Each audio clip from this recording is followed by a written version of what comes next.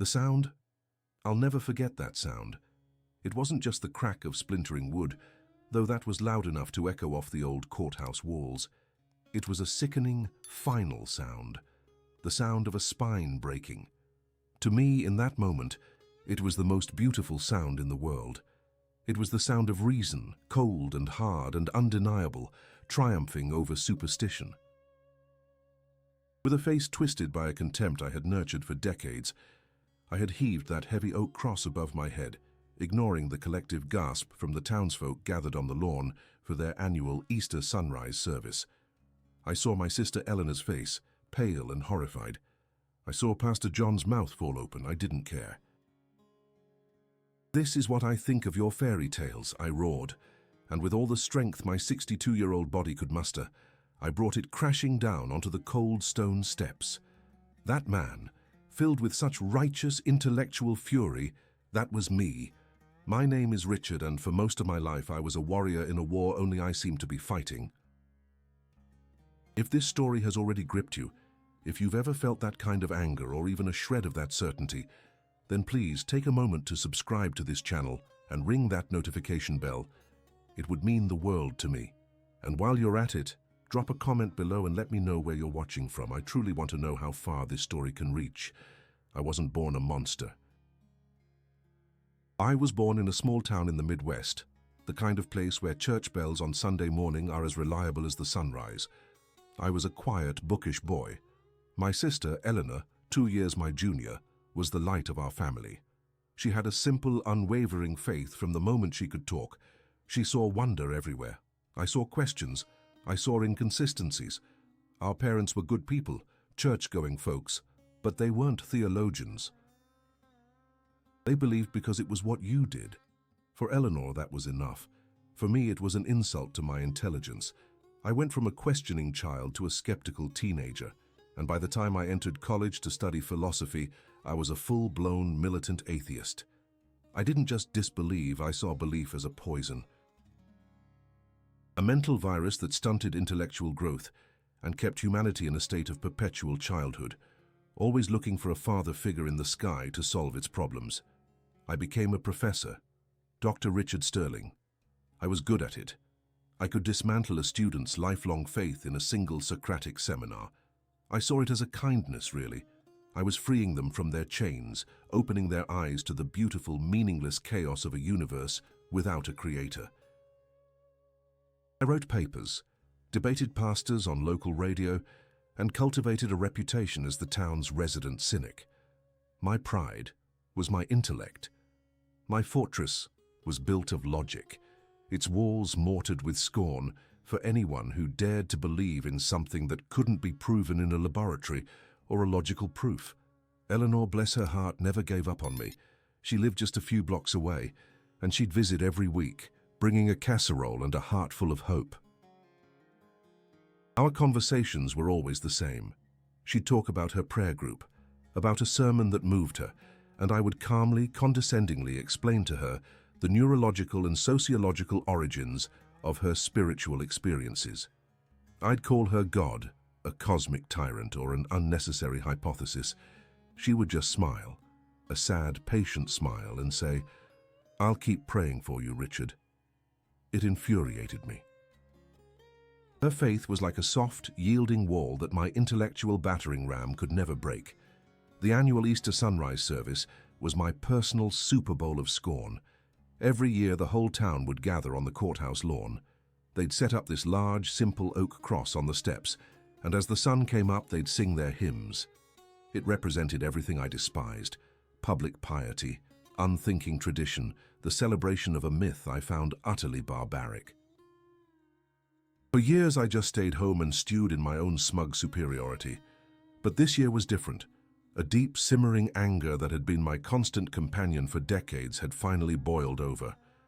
I wasn't content to simply disagree anymore. I needed to make a statement. I needed to show them once and for all the fragility of their precious symbol.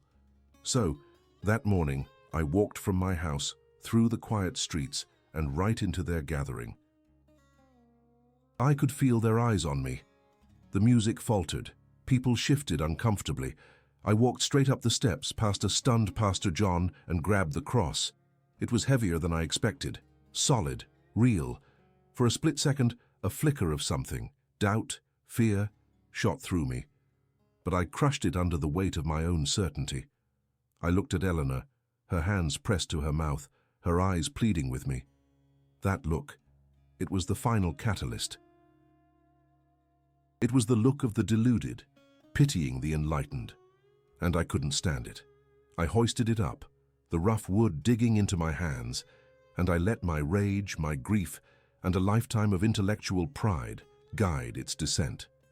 The crack of that cross breaking on the stone steps was a declaration of victory. I had shattered their idol. I had proven my point. I stood there, breathing heavily in the stunned silence, feeling nothing but the cold, satisfying thrill of having destroyed something holy. I had won. Or so I thought. The walk home from the courthouse was the longest and shortest walk of my life. The sun was climbing, casting long shadows that seemed to recoil from my feet. I didn't look back. I didn't need to. I could feel the weight of their silent judgment, the heat of their shock and sorrow. But underneath it I felt a cold, hard satisfaction. I had done it. I had held up their most sacred icon and shown them it was just wood, splintered, broken wood. I entered my house, the silence within a welcome relief from the unspoken condemnation outside. I poured myself a whiskey, the amber liquid a stark contrast to the pale morning light, and I toasted myself to reason, to truth, to the end of lies. But as the day wore on, the triumphant buzz of the morning began to fade, replaced by something else, a hollowness. The silence in my house, usually a comforting friend, began to feel accusatory. My library, my sanctuary filled with the greatest minds in history, Russell, Hume, Nietzsche, offered no solace. Their words, usually so sharp and clear, seemed like faint echoes from a distant world. I had won the battle, but the war felt strangely empty. I remember standing by the window looking out at the street. I saw Eleanor's car pull up to her house across the way. She got out slowly, her shoulders slumped. She didn't look toward my house. She just walked inside, and the closing of her door felt like a final, quiet severing. For the first time, a sliver of doubt, cold and sharp, pierced the armor of my certainty. Not doubt in my convictions, but doubt in my victory. What had I truly accomplished? I had broken a piece of wood, and in doing so I had broken my sister's heart.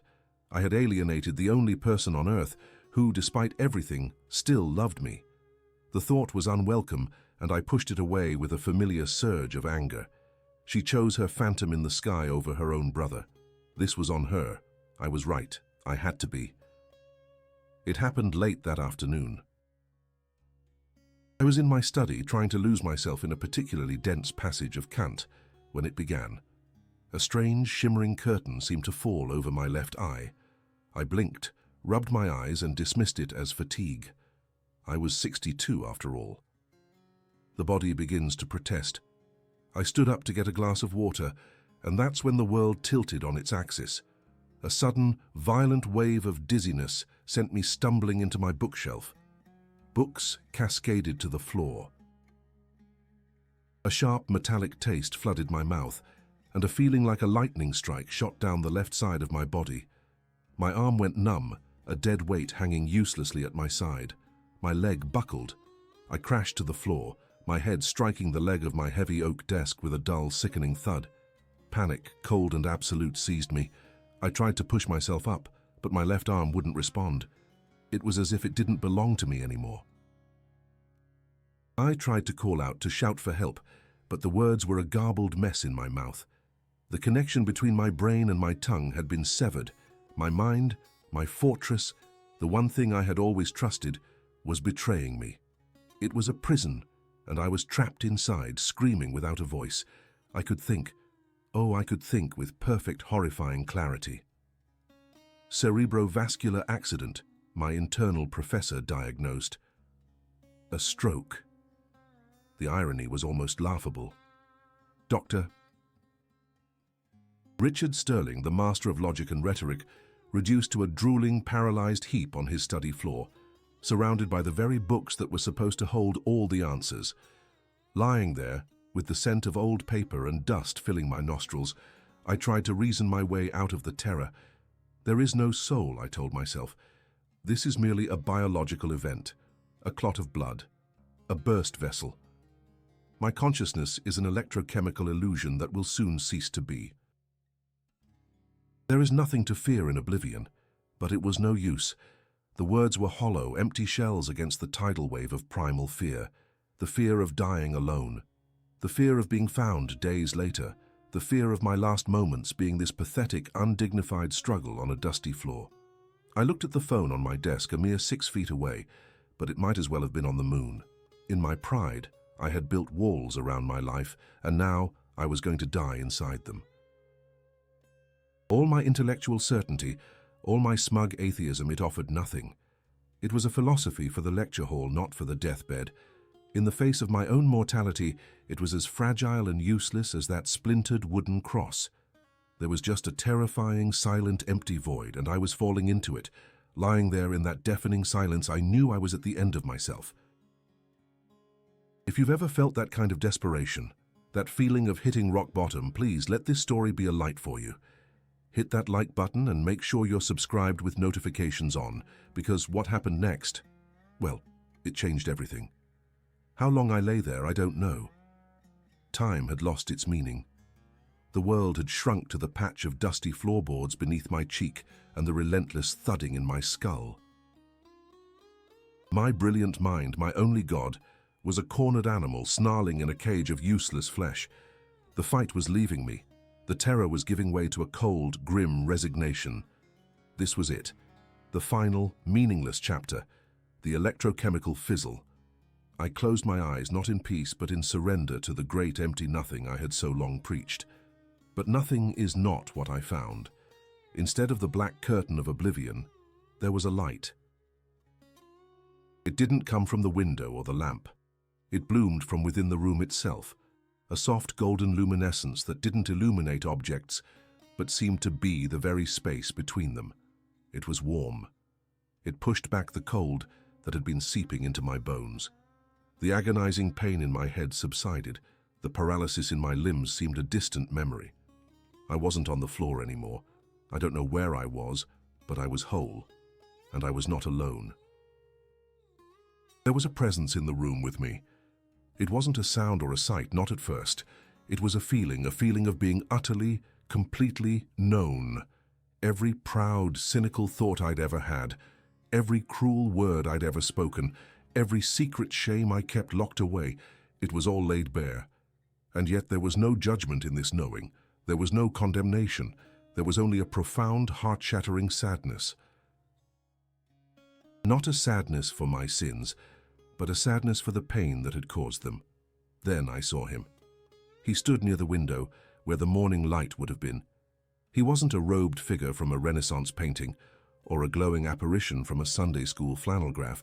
He was just a man, dressed simply.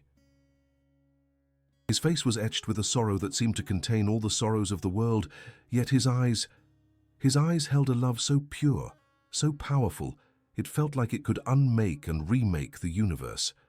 And those eyes were fixed on me. I recognized him instantly, not from statues or icons, but from a place deeper than memory. It was the man whose symbol, whose very name, I had spent a lifetime mocking, hating, and just hours before had tried to physically destroy. I braced myself for the anger, for the righteous fury I deserved. The man who broke the cross should be broken in return. It was only logical, but his expression held no anger, only that deep, piercing sorrow. When he spoke, the voice wasn't in the air. It was inside my head, in my heart, in the very marrow of my being. It was a voice that was quieter than a whisper, but louder than thunder. "Richard," it said, and the sound of my own name on his lips undid me. "Why is there so much pain in your heart? I am not the source of your wound, but the comfort you have always refused." And in that instant, the dam I had built around my heart for 62 years shattered into a million pieces. A lifetime of intellectual pride dissolved into a tidal wave of shame. I saw myself clearly for the first time, not as a brave warrior for reason, but as a terrified little boy, lashing out at a world that had hurt him. The face of my sister crumpled in horror on the courthouse lawn. The smug satisfaction I felt as the cross splintered, the countless students whose fragile hope I had delighted in dismantling. It all rushed in, a torrent of my own making. I fell to my knees. Not physically, but my soul was on the floor, and I wept. I wept for my arrogance, for my cruelty, for the decades I had wasted fighting a love that had only ever waited for me. I expected to be consumed by the shame, but instead I felt those loving eyes on me, and the light grew warmer, wrapping around me like a blanket. It was mercy, undeserved, illogical, impossible mercy. The next thing I knew, I was back on the cold, hard floor. The paralysis was real, the pain in my head was screaming, but the terror was gone, replaced by a single desperate need, not to survive, but to somehow answer the grace I had been shown. I couldn't move. I couldn't speak, but I could hear, and what I heard was a frantic pounding on my front door. "Richard, Richard, are you in there? Something told me I had to come. Please, Richard, answer me." It was Eleanor, my sister. She shouldn't have been there. We hadn't spoken since the incident, but she was there. Using the spare key I'd insisted she have, for emergencies only, she burst in, her face a mask of fear, and she found me. A broken brother, lying amidst his fallen idols of paper and ink. As the paramedics worked on me, as they strapped me to the gurney, my old rational mind tried to claw its way back. "A hallucination," it whispered. "A textbook near-death experience. The brain, deprived of oxygen, creates comforting visions based on cultural programming." But I knew with a certainty that dwarfed every logical proof I had ever constructed. The feeling of that love, the reality of that presence, was more real than the stretcher I was lying on. It was the truest thing I had ever known. This was the moment my old life ended and a new one began. If you've ever felt that pull between what your mind tells you is possible and what your heart knows to be true, please hit that like button and make sure you've turned on notifications. You won't want to miss how this journey unfolds. The weeks I spent in the hospital were a blur of sterile white walls, the rhythmic beeping of machines, and the condescendingly cheerful voices of nurses. Physically, my recovery was deemed remarkable. The stroke had been major, but the damage was not as catastrophic as it could have been. I regained most of the feeling in my left side, though a persistent weakness remained, a slight limp and a tremor in my hand that served as a constant, humbling reminder of my own fragility. But the real war wasn't being waged in my damaged neurons or atrophied muscles. It was being fought in the silent, terrified spaces of my own mind. My old self, the professor, the logician, fought for his life with a desperate ferocity. He had answers for everything. The light, a hypoxic hallucination, a classic symptom of oxygen deprivation to the brain. The voice, an auditory illusion, the mind's final desperate attempt to create meaning out of chaos, pulling from the deep well of cultural and childhood indoctrination I thought I had long since drained. The feeling of love and mercy, a surge of endorphins, a biochemical cocktail designed by evolution to ease the passage into oblivion. I repeated these explanations to myself like a mantra, a desperate prayer to the God of reason. I would lie awake at night, the sterile hospital air humming around me, and I would construct the argument, piece by logical piece, proving to an imaginary jury that my experience was nothing more than a neurological ghost. But it was no use. The memory of it was more real than the IV in my arm. It wasn't a dream. It wasn't a hallucination. Dreams fade. Hallucinations distort. This was etched into the very fabric of my being. The memory didn't decay. It remained pristine, vibrant. The warmth of that light, the profound sorrow in his eyes, and the question that echoed in the silence of my recovery, dismantling all my carefully constructed defenses. "Richard, why is there so much pain in your heart?" It wasn't an accusation, it was a diagnosis, delivered with a compassion that my own heart had never known. The doctors talked about blood clots and hypertension. He talked about my pain, and I knew with a certainty that terrified me which diagnosis was the correct one. The intellectual fortress I had spent a lifetime building had been leveled by a single, gentle question. If you've ever been at war with yourself, wrestling with what you believe is real versus what you've been told is possible, do me a favor and hit that like button and make sure your notifications are turned on. This battle inside of me was just beginning, and you won't want to miss where it led. The shame was a physical presence. It sat on my chest, making it hard to breathe. When Eleanor would visit, her face filled with a simple, uncomplicated relief that I was alive, I couldn't meet her eyes. I saw her not as my deluded little sister, but as the woman whose face I had watched crumble in horror as I committed an act of such profound, ugly hatred. I remembered the collective gasp of the townspeople. I remembered the sound of the wood splintering, a sound I had once savored, which now played in my mind like a recording of my own damnation. I thought of the countless students over the years, bright-eyed kids who came to my class with a spark of faith, and how I had taken a perverse pleasure in extinguishing it, calling it education. I had been a vandal of souls. And for what? To prove I was smarter, to feed the starving ego of a man who was terrified of the silence.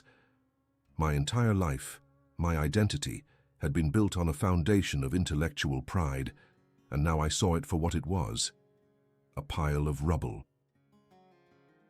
After I was discharged, Eleanor took me home. My home. The place that was once my sanctuary now felt like a tomb, a monument to a dead man.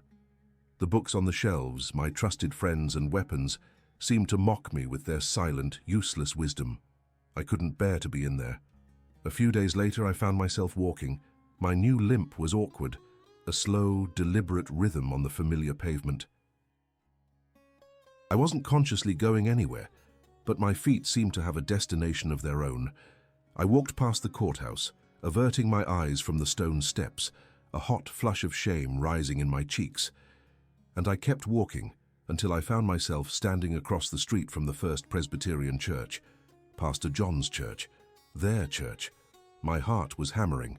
Every instinct, every fiber of my old self screamed at me to turn around, to run.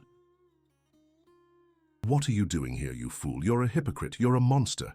They'll throw you out. They'll laugh at you."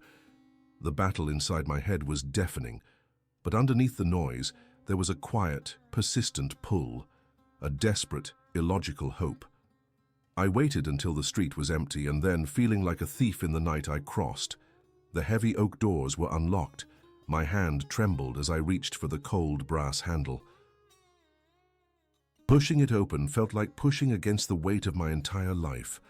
I slipped inside, closing the door softly behind me, plunging myself into a silence that was altogether different from the silence of my library. This silence was alive. It was filled with the scent of old wood, lemon polish, and something else, something ancient and holy. Light, colored like jewels by the stained glass windows, painted the empty pews. And there, at the front, was a new cross. Simple, unadorned, and whole. It stood exactly where its predecessor had been before I had murdered it. I sank into the back pew, my body trembling. I felt utterly exposed, a blasphemer in the Holy of Holies. I tried to think, to reason, to analyze my feelings, but my mind was a blank slate. All the words, all the arguments were gone. There was only the memory of the vision, the shame of my life, and the sight of that cross. I didn't know how to pray. I had mocked the very act, so I just sat there, and I looked at the cross, and I remembered the splintering wood, and I remembered the eyes filled with love. The two images warred in my soul, the man I had been, and the man who had met me on the floor of my study. And in the quiet of that empty church, the proud professor, the militant atheist, Dr. Richard Sterling, finally broke. Tears I hadn't shed since I was a boy began to stream down my face, silent, hot tears of a sorrow so profound it felt like it was carving new channels into my soul. They weren't tears of self-pity. They were tears of grief for a lifetime spent at war with the only thing that had ever offered me peace. When I finally walked out of that church, the cool morning air felt like the first breath of a new life. I left the professor in that back pew, a ghost amidst the dust motes dancing in the stained glass light. I didn't have a map for this new country I found myself in, but for the first time in my life, I didn't feel the need for one. I just knew I couldn't go back. News, however, travels fast in a small town, especially news as strange as this. Eleanor, in her boundless, joyful relief, had told a few ladies from her prayer group about my change of heart. They in turn told their husbands. Pastor John, with a careful pastoral discretion, mentioned to the church elders that he'd had a promising conversation with Richard Sterling. It was like a slow-burning fuse that finally reached the powder keg of town gossip. The man who broke the cross was now, what? A believer. The reaction from my old world was swift and merciless. My former colleagues from the university called, their voices thick with a kind of clinical pity. "Richard, it's perfectly understandable," one said. His tone the one a doctor uses for a terminal patient. A traumatic event like a stroke can cause profound psychological shifts. The brain rewires itself, sometimes creating vivid, religiously themed delusions as a coping mechanism. Another suggested I read a new book on neurotheology, helpfully explaining how my vision was a textbook example of a temporal lobe seizure. They weren't being cruel. They were trying to rescue me, to pull me back into the safe, predictable world of material cause and effect. They were offering me the very explanations I would have offered someone else just months before. But their words, once the bedrock of my reality, now sounded like a foreign language describing a world I no longer inhabited. I didn't argue. I didn't debate. I just listened, and when they were finished, I would say with a quietness that seemed to unnerve them, "Thank you for your concern. But what I experienced, it was the most real thing that has ever happened to me." The rejection was sharpest from those who had once admired me. A former student, now a prominent atheist blogger, wrote a scathing article about my sad late-life capitulation to wishful thinking. He called me a cautionary tale. Some in town whispered that I'd finally lost my mind, that the stroke had done more damage than the doctors let on. They looked at me with pity, or worse, with a kind of smug satisfaction, as if my newfound faith somehow proved their own skepticism was the stronger position. Every sneer, every condescending explanation was a temptation to retreat back into the familiar armor of intellectual pride, to fight back with logic and reason. But I had no fight left in me. The man who had met me on the floor of my study hadn't come with an argument. He had come with a question about my pain. How could I answer that with a debate? Instead, I found myself drawn back to that church, not just to sit in the silence, but to be among the people I had so long despised. I went to a potluck dinner in the church basement, my hands trembling as I held a paper plate piled high with macaroni and cheese. I sat in on a Bible study, not to deconstruct the text, but just to listen. These people, whose faith I had dismissed as a crutch for the simple-minded, welcomed me. They didn't pry. They didn't demand a detailed theological confession. They just made room for me at their table. Pastor John would sit with me and we'd talk not about proofs for God's existence, but about forgiveness. Eleanor would look at me during Sunday service, her eyes shining with tears, and I saw a love that had never ever given up on me. The symbols I had hated began to speak a new language. The cross was no longer an icon of a barbaric myth. It was a symbol of a love so profound it would endure the worst kind of hatred, my hatred, and still offer mercy. One day, Eleanor gave me a simple wooden rosary. The old Richard would have thrown it in the trash. The new Richard held it in his trembling hand, the smooth beads a tangible connection to a mystery far greater than my own understanding. A year passed. As Easter approached, the town began preparing for the annual sunrise service on the courthouse lawn. The memory of what I had done there was a fresh, raw wound in the town's memory and in my own. Pastor John came to my house a week before. He sat in my study, the very room where my old life had died, and he asked me if I would be willing to speak at the service. I felt the blood drain from my face. To stand on those steps again, in front of everyone? The shame was a physical weight, threatening to crush me. But then I looked at the new simple wooden cross leaning against my bookshelf, a gift from the church woodworker, and I knew I had to. That Easter morning, I walked to the courthouse, my limp a steady rhythmic penance on the pavement. The crowd was larger than I remembered. As I approached the steps, a hush fell over them. I could feel their eyes, a mixture of curiosity, skepticism, and fear. I saw my old colleagues standing at the back, arms crossed. I saw the faces of people who had known me my whole life as the town cynic. I stood on the very spot where I had committed my act of desecration. My hands shook as I held the microphone. I looked out at the sea of faces and my eyes found Eleanor. She gave me a small, brave nod. "A year ago," I began, my voice cracking, "I stood on this spot filled with a rage I thought was righteous. I thought I was a warrior for truth, but I was just a broken, prideful old man, terrified of a love I didn't believe I deserved." I looked at my sister. "Eleanor, to you and to all of you, I am so sorry for the hatred I showed, for the pain I caused. I spent my life trying to break your faith, to shatter your symbols." I paused, taking a deep, shaky breath, and pointed to the new cross standing beside me. "And what I want to tell you this morning is that the very thing I tried to destroy is the only thing that saved me." When I was on the floor, paralyzed and dying in my own intellectual pride, he didn't come to me with judgment. He came with mercy. He didn't condemn me for breaking his cross. He asked me why my own heart was so broken. Tears were streaming down my face now, but I didn't care. My conversion wasn't about finding a new argument for God. It was about surrendering to a love that had been there all along. It was about a change not of the mind but of the heart. The mercy that met me in my darkest moment is real. It is alive, and it is here for every single one of us. I finished, and the silence that followed was not the stunned silence of a year ago. It was a deep, sacred quiet. Then, slowly, the sound of applause began, not a thunderous ovation, but a gentle, welcoming wave of acceptance. Pastor John put a hand on my shoulder. Eleanor was weeping openly. My journey wasn't over. It was just beginning. It wasn't about becoming a different person, but about finally becoming the person I was always meant to be, before the pain built the walls so high. A man not of pride, but of humility, not of rebellion, but of a quiet, grateful, and living faith.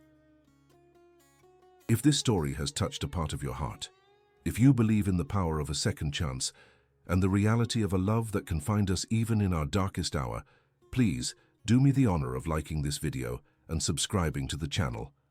Ring that notification bell, because stories of hope like this are needed now more than ever, and I truly want to build a community here, so please leave a comment below.